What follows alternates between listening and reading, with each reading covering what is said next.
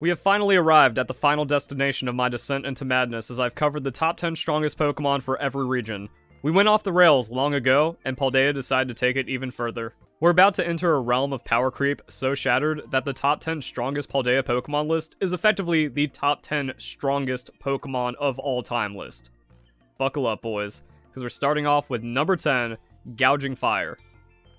Those stats, where it's just 105, 121, 93, 115. Garchomp shudders at this Pokemon, and they gave Gouging Fire Dragon Dance. Also, Dragon Fire is one of the best type combinations in the game. There's really nothing you can do about this Pokemon, and it only gets crazier from here with number 9, Dondozo. Unaware. They gave Unaware to the physical incarnation of Blissey. That's how you look at Dondozo. 150 hit points, 115 defense, Unaware. There's no amount of Swords Dancing that can save you. There's no Dragon Dance that can save you unless you have Mold Breaker. And even then, it's still a 150, 115 Pokemon, so you're going to struggle even at +2 because the Pokemon is so filthy. It's a reverse Snorlax with Unaware. And it's such a ridiculous Pokemon that this is actually its best moveset. It can rest Sleep Talk with leftovers, not care, and just Sleep Talk Fissure to extend the PP. Eventually that's going to land, and if you try to leave the ground, it's actually super slow, so Avalanche gets the double damage, and it's a super effective hit. Almost nothing can 3-hit KO this Pokemon, so it's going to rest Sleep Talk. Doesn't matter if it bricks with another rest, it just gets to wake up, rest, and try again, and even if it lands on an Avalanche, that's going to chip you away where Fissure is failing.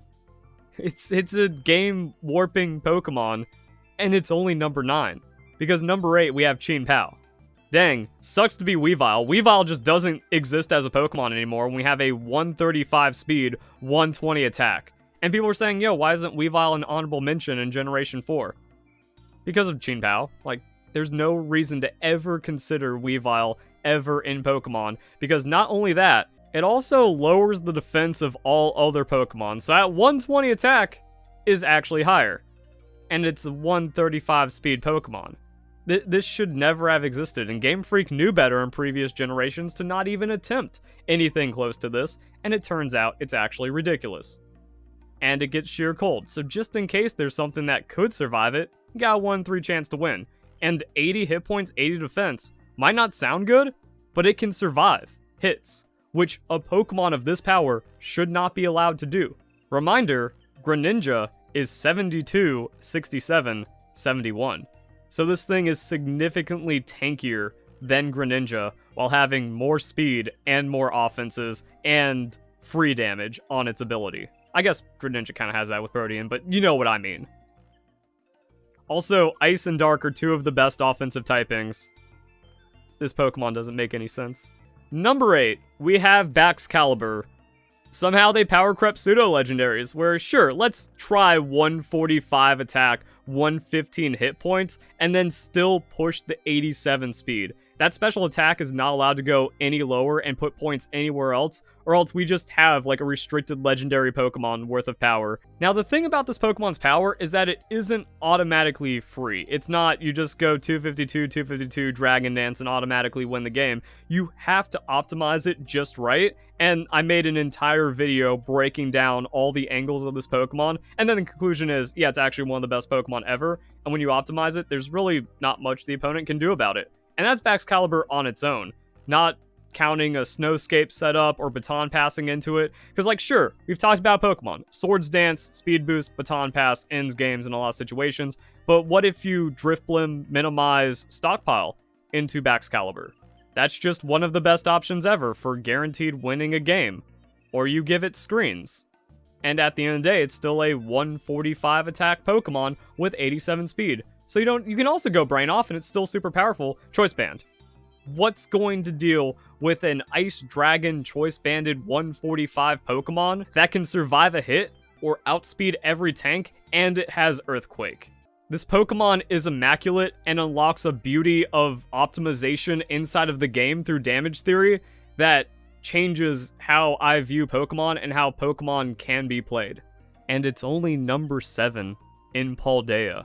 with number 6 being Golden Go, where this stat package is already unacceptable, where, okay, it can just bulk out whatever, 84 speed, natural outspeeds. Okay, speed creep on tanks. That's where Game Freak has put us. Speed creep on tanks. 84 speed, it doesn't have to invest, it can invest a little, it outspeeds everything, and then it has a 133 special attack. And here's where Game Freak's design philosophy has gotten way too far out of control, because pseudo-legendary means nothing. 600 base stat total doesn't matter if it's not optimized and then a Pokemon randomly has 100 special attack when it's a physical attacker, or it gets speed when it's a tank, or whatever useless stats. Same on non-restricted legendary Pokemon. They used to have 580 base stat total, but then it became an optimized 570, and then Game Freak said, hey, we want the strong Pokemon to just get 550, like Golden Go. And we're going to optimize it so much, it's actually stronger than a legendary Pokemon. Would you believe the Lake Spirits have 580 base stat total? And then Urshifu is where that 550 powerful Pokemon philosophy started. Silvally is also an experimental take at a 570 legendary Pokemon. Yeah, there's your Pokemon trivia for the day. Silvally is literally a legendary Pokemon. And remember, Game Freak had to nerf the ruinous legendaries. So there's maybe some kind of consideration going on. But then they make Golden Go. And then they give it everything.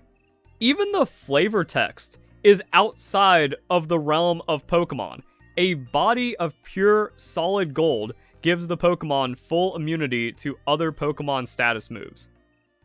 They're actually glazing it in the flavor text about how busted the ability is and how much of a literal golden boy this Pokemon is. The only entity in the entire Pokemon franchise that gets more special treatment than Golden Go is Wolf Glick, because the Pokemon Company decided to all in on one of their friends who turned out to be the most malicious cheater in all of Pokemon. So now they have to worship this completely evil person or the entire competitive Pokemon scene falls apart.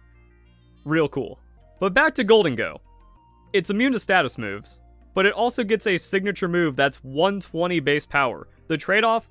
Lowering special attack by 1. Oh, it's power crept overheat. That's, I guess, cool. Leaf Storm is -2. All the other powerful moves are -2.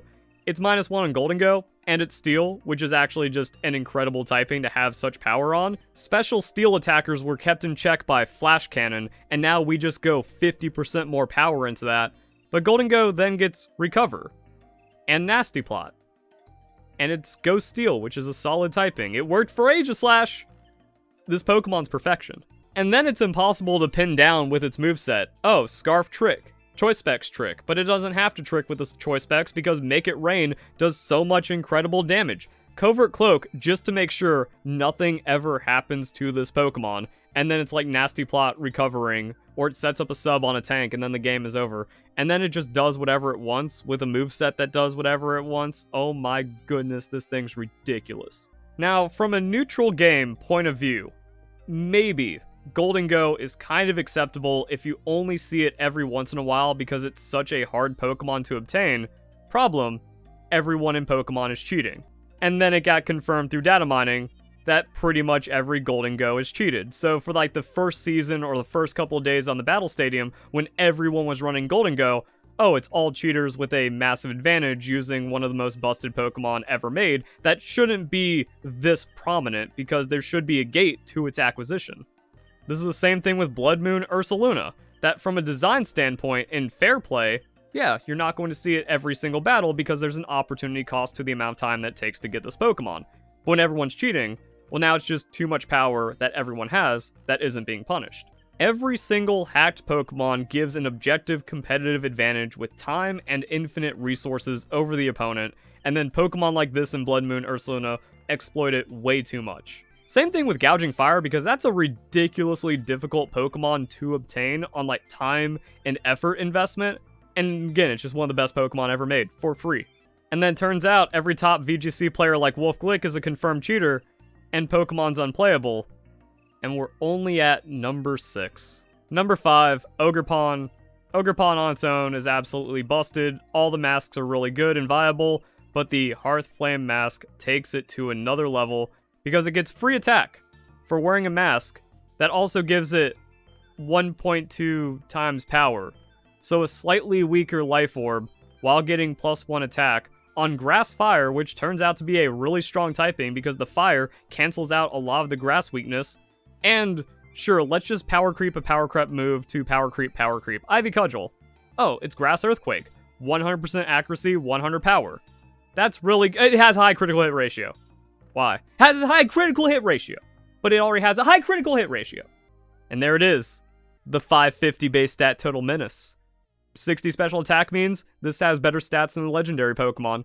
This beats everything. It's perfectly optimized. Oh, 80 hit points, 84 defense. Can't one-shot that. Especially on special defense. And it's hard because, like, oh, I can't Ice Beam it anymore. I can't hit it with a water-type move. Spec Surf? That doesn't KO neutral? Oh, no. And then 110 speed just to make sure it's on top of sweeping. Because really, anything between, like, 100 and 130 kind of doesn't matter because then there's, yeah, we've already talked about Chin Pao. There's other Pokemon that just have crazy speed creep. And then below that, well, yeah, there's no point investing into speed, so you might as well just try to get as bulky and damaging as possible. But Ogerpon is just going to be the king of that. Wait, it's actually a 100% female Pokemon despite being a legendary. Oh no, she is your queen. The weirdos won. It's canon. And then when you look at the moveset, what are you supposed to do about this? It gets knockoff. So it makes whatever it's facing weaker. It gets Sword Stance, so it just snowballs into winning the game. Ivy Cudgel is crazy. It has the legendary bulk, so it can Horn Leech and then just become very difficult to kill. Encore just to make sure there is no setup allowed. And just in case some setup gets through, Ivy Cudgel crits the defense boosting. It needs the biggest nerfs we've ever seen in Pokemon. If Pixelate loses power, if Transistor loses power, if Aegislash gets nerfed, if Wicked Blow gets nerfed, if Grassy Glide gets nerfed, if the Ruin Legendaries get nerfed before release, if Gale Wings gets nerfed, if Cresselia loses stats, if Mimikyu's not allowed to be strong, how can this exist? It got to be a Mega Pokemon in Generation 9. That is not fair. And then we got Fluttermane, where, as a kid, this just seems impossible. A sweeping Pokemon that has 135 speed and 135 on the offenses. Once again, a Pokemon that has the most clearly defined weakness, but if that weakness does not exist, you cannot do anything about this Pokemon. I don't know what else to say. It's a 135 speed, 135 special attack sweeper that gets Calm Mind, and then Ghost Fairy offensive coverage. Ridiculous. And somehow Garganasalt is scarier. Where the stats are Power Creep tanks. Okay, Game Freak. We get it. You hate tanks, and then you're just kind of letting Encore go without getting nerfed. Yeah, Encore's another move that just needs a nerf because it is way too hard of a counter. Nothing else in the game is allowed to be that hard of a counter on anything for free, where it's just like, put an Encore on the team. Done. GG. Easy.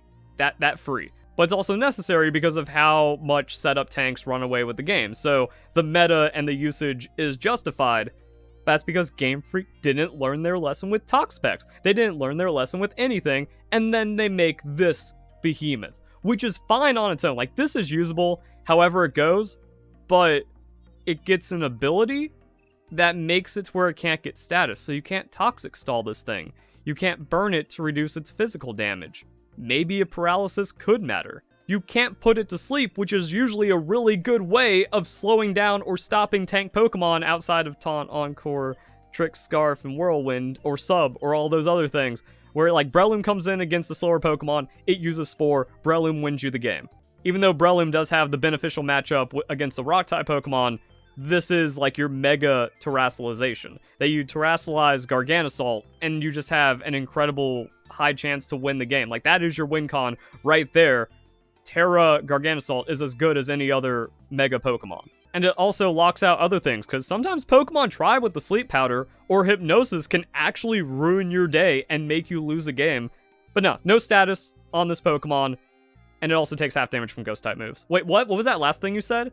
Why is anything allowed such a crazy ability, where not getting status conditions is one of the craziest abilities that would ever be in Pokemon? And then this gets a free resistance to Ghost on top of it. So it goes Terra Ghost, and it's only weak to Dark as a tank Pokemon. And that's not all. It gets Recover, it gets Fissure, and it gets a signature move that does 1/8 of the target's maximum hit points. Burn got nerfed, because that was too much damage. And also, the main way of getting burn on a Pokemon is like Will-O-Wisp, which has a chance to miss and lose you the game, or Scald, which is only a 30% chance to happen. And that got nerfed to 1/16 damage. Salt Cure hits everything for free as a Rock-type move, and then just does an 1/8, which is already like one of the strongest things you can put on a tank to just give an 1/8 burn to a Pokemon. But that's not all. Steel and Water-type Pokemon take a quarter. Because water stalling tanks are too oppressive and Game Freak need to shut that down with another tank. And then Steel-type tanks can also be too oppressive. Look at Skarmory Corviknight. So Game Freak need to shut that down with another tank. And then I'm going to do the honorable mention here, because the next two Pokemon, like, they are so strong, it is disrespectful to interrupt their power with an honorable mention after second place. But Iron Bundle, it's not actually that crazy to me. I think it is the Garchomp of this generation where it is overrated, but also it's a strong Pokemon, and that's only because it gets Encore. If this thing could fairly deal with tanks, it's actually a terrible Pokemon. But because it has Encore, it's an overloaded special attacker, Paradox, Ultra Beast level stat kind of Pokemon that now has a way of dealing with Blissey. That's not cool. Other special attackers can be responded to with a Calm Mind, and now you're in a weird kind of race. But to respond to that, Game Freak has just gone, alright, we're going to give special attackers the most ludicrous stats you can imagine, and then some weird anti-tank stuff. But without Encore, then this Pokemon's actually useless, and even with it, it's alright. It's a strong special attacking sweeper, but it just falls compared to everything else. But it's also just like a really safe pick. That Greninja's number 3 in Kalos because you put it on your team if you need a special attacker, and you're good to go. Same thing with Iron Bundle. You can. I just think it's overrated. Number 2, we have Houndstone. And much like Basculegion, this Pokemon enables a team with the highest skill ceiling imaginable to where if you play perfectly, you can win 99% of Pokemon battles, which should be impossible, which is not possible with any other team composition. The Sandstorm, Revival Blessing, Houndstone Pokemon team composition is the best in all of Pokemon, and you can win virtually every game with it. If you want to be the most technical, skill-expressive Pokemon player ever, and have the highest win rate ever achieved in Pokemon, you need to dedicate the rest of your days to this team, but it will be one of the coolest things ever. However, I don't know if any human is capable of mastering it. I find it beautiful, so this is actually like number 0 on the list. It's the highest tier possible. It's tier ZS+ inside of Pokemon. But it's also virtually theoretical at that level. However, you can still get pretty close to it. But you can also never catch Infinity. There's always another step to take that gets closer, which is why it's number 2. Because that perfection is unobtainable, but it's still absolutely insane and very beautiful inside of Pokemon. Status, Hippo, Sandstorm 2 of 5. So we get KO'd here. We go into Houndstone, use the turn out speed plus all this chip, and just KO it on a 1.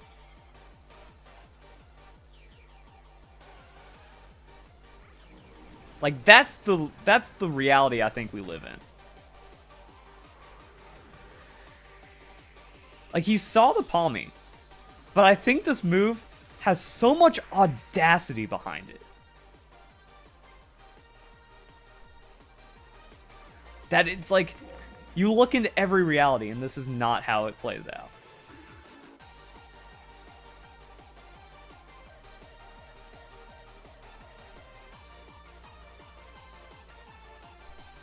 Please put my reign of terror to an end with a Terra normal. Please.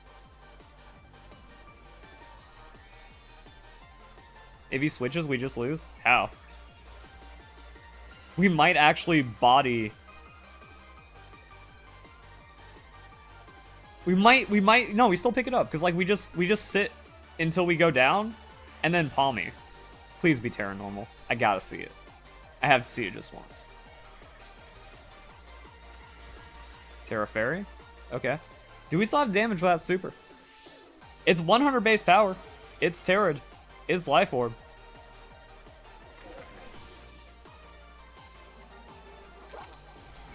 It's good enough.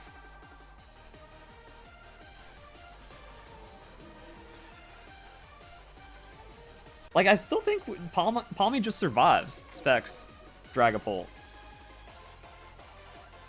Like, he hits us with a Shadow Ball. We're max hit point invested. I think we survive. And then we just last respects. And then we can sand. Oh, then we don't have our Houndstone. I was like thinking of the world where we like Houndstone, have it already again. I don't know. We're fine. And now we can just last respects until we go down, and then we have Fissure, and then we win. Like, Houndstone needs to be gone, or else we get roared. But if my last Pokemon is Fissure, we're fine.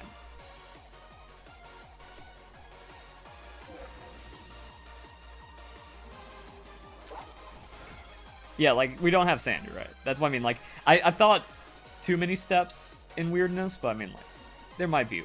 If he Terra Fairs out, then I think Double Shock might be the way to win. I mean, how do we just do it to him? His Earthquake doesn't hurt. Like, I think we just revive Hippo, and then we win. No matter how much we charge up stamina, that's why we have the Fissure. I can't be that stupid to be missing something. We can Will-O-Wisp. Guarantee it through a crit. We can also double Revival Blessing. We bring back Hippo, and then we bring back Houndstone.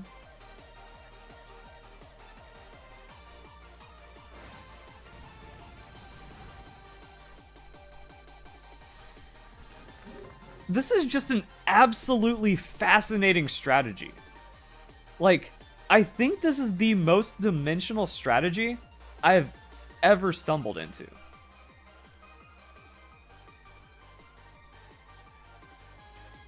Because it's not just like Hippo, Palmy, Houndstone wins. It just is not that simple. You have to kind of search for the win condition. And since I'm the best Pokemon battler in the world, and I'm the best win condition player from playing tanks my entire life, I just succeed with this more because I see weird shit playing out.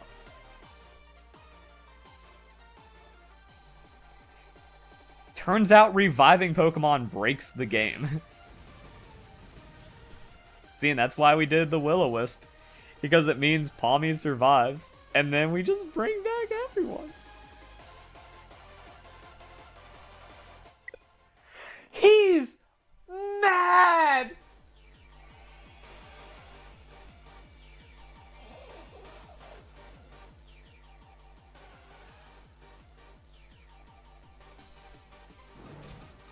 Yeah, he's throwing down the Expanding Force. Alright.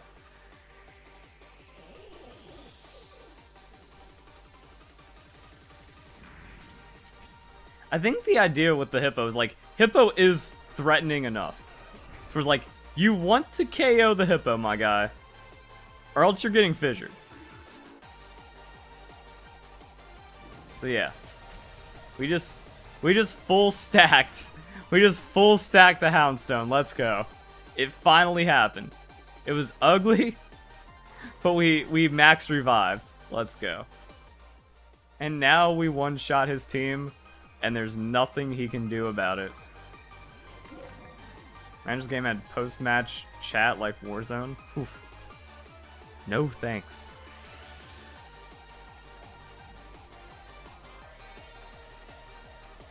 I like your new team of Hippowdon, and Hippowdon. You gotta deal with that menace 3 times. That's tilting on its own.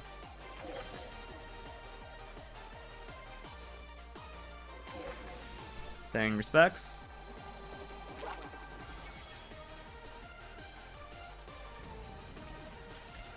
I wonder, like, man, now I feel bad for him. Because he goes through all of that suffering, and the real pain hasn't even begun.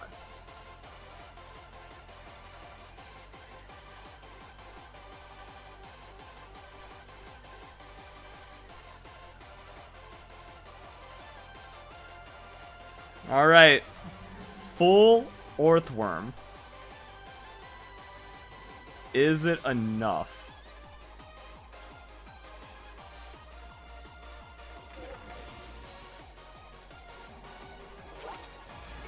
No.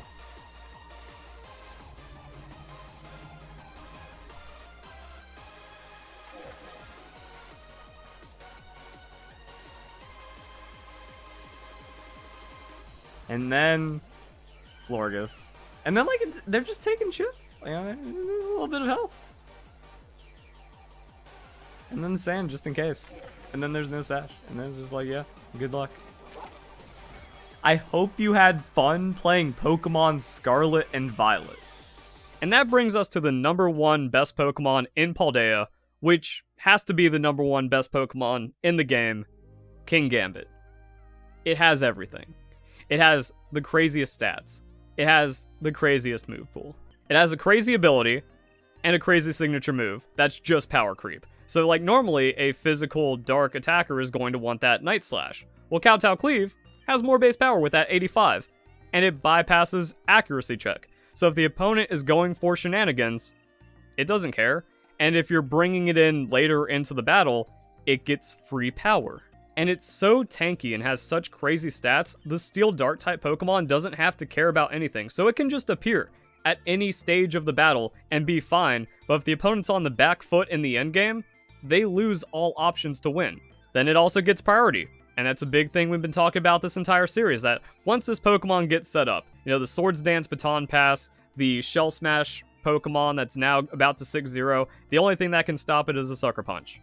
Kingambit has it. Metal Burst. There's anything that can't outright be dealt with, it's just going to survive. Kingambit survives a super effective hit from almost any Pokemon, and then Metal Burst one-shots back, and then has the Sucker Punch. It is the ultimate 1-for-1 plus Pokemon, but it goes even further. It shuts down tanks with the Guillotine. It also just has that ultimate trading option of, dang, I can't 2-hit KO this Pokemon, I'm slower, they 3-hit KO me. Swing Guillotine. I'll get it back. Does Kingambit want to win? If it does, you can't lose. Ting Lu lead into Kingambit. This one's kinda classic, but also annoying. Is it gonna ruin Nation immediately? Is it Stealth Rocks? Does the Earthquake? What happens here? Do I just get lucky? Is the game just over? Kingambit wants to win. Good! That's a good change of pace, Kingambit. That's also the cutest tech I've ever seen that would never do anything. Actually, what if there's like some sash breaking in there? I don't know.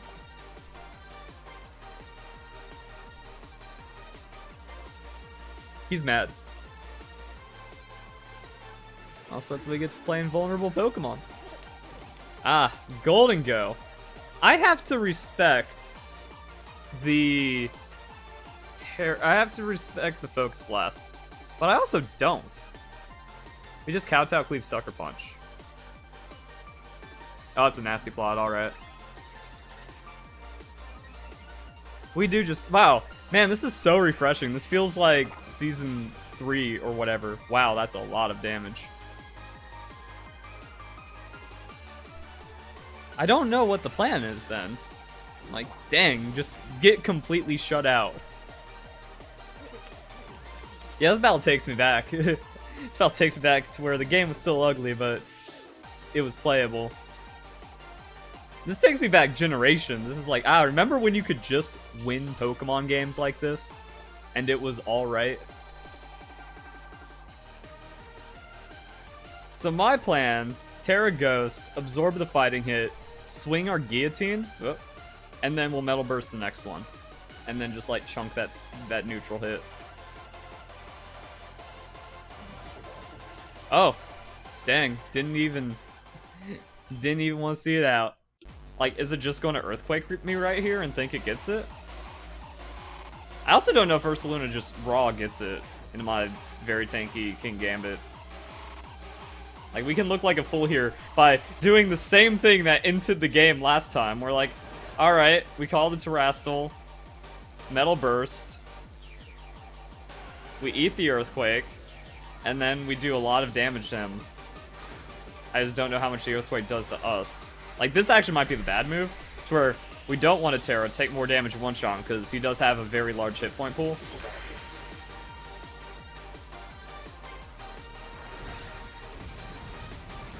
Oh yeah, that thing does no damage, wow.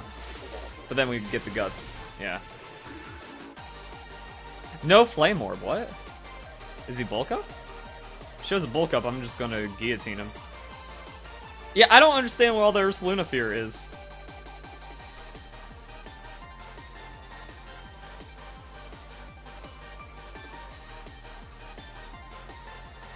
Ooh.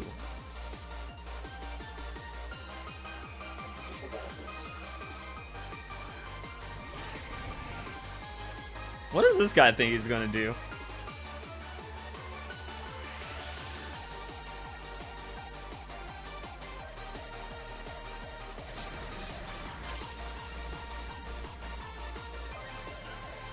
I can't believe the cowards at Game Freak didn't give Shelter its due.